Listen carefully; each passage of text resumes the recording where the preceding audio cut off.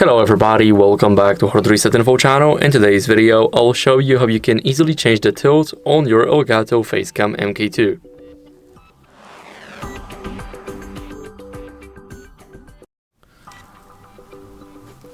So first, what you guys need to do is go over to the camera hub, essentially the app for ELGATO cameras. Go over to the device and make sure that the input is set to ELGATO Facecam MK.2.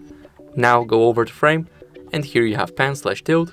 Now if we want to change the tilt, simply click on those arrows here, and as you guys can see, it is slowly changing. So this is how you can easily change the tilt on your ELGATO. So if this tutorial was helpful, please like, subscribe and follow for more tutorials. Bye.